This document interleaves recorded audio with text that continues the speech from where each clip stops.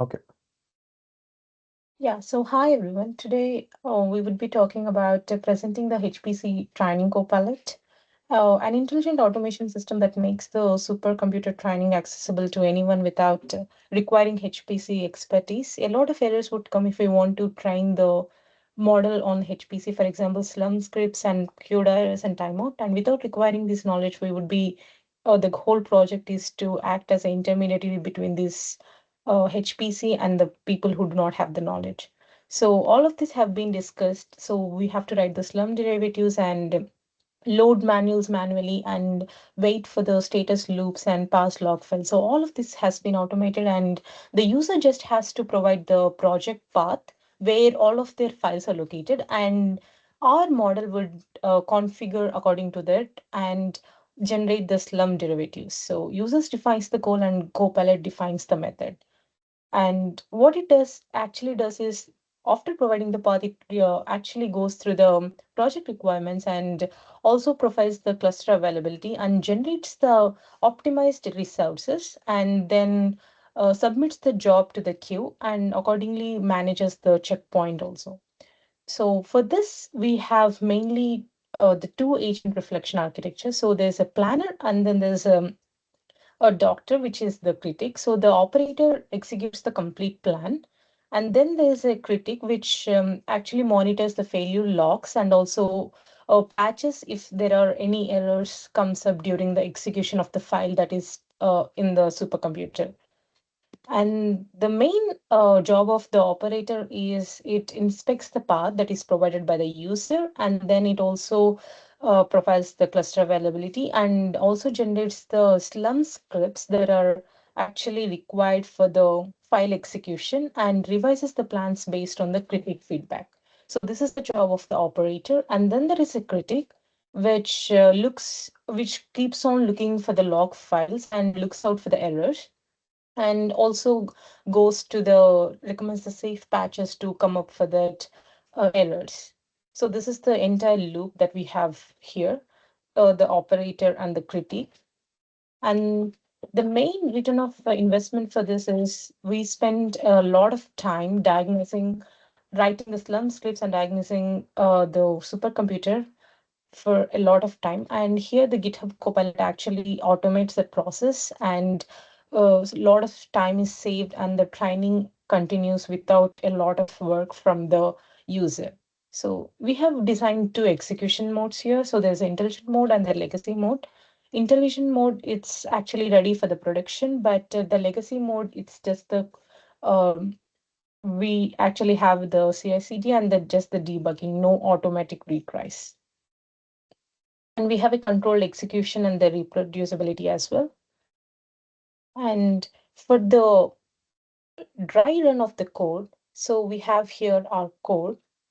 So what we're trying to do is, so this is the just the setup. So we have entered the HPC training copilot interactive mode, and we have three options here. We can first run the simulation in a simulative way, and then there's a generate scripts only for the file that the user provided, and then there's a full execution which requires the HPC access, which means that we actually have to authenticate the supercomputer and actually give the access to that to actually run on the supercomputer.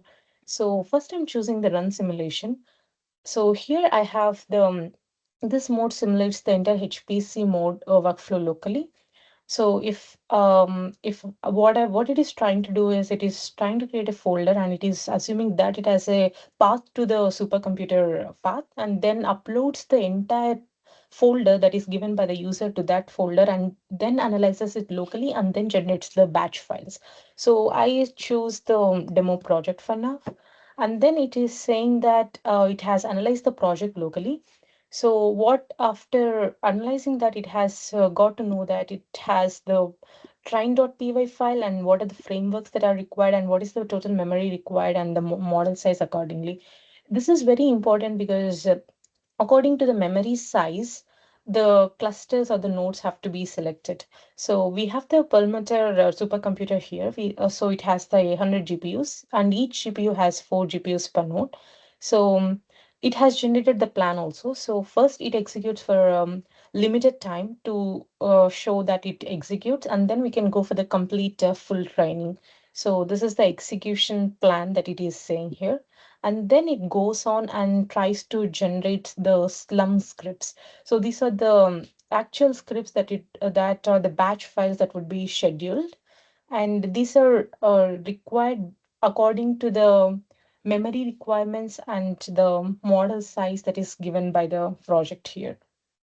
I think it is taking some amount of time to get the slum scripts. So we actually have the simulation scripts that are actually run before. So this is how the slum scripts look like according to the demo project that we have. So this is the for the small run. Yeah, so we actually got that. Yeah, so if we go here, so slum scripts, and then we have probe. So this is how it looks like.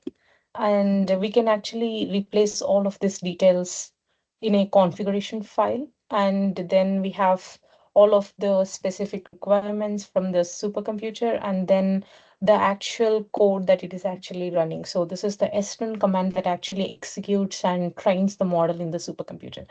And then we also have the run train.sh, which is executed from the slum file, which logs all of this.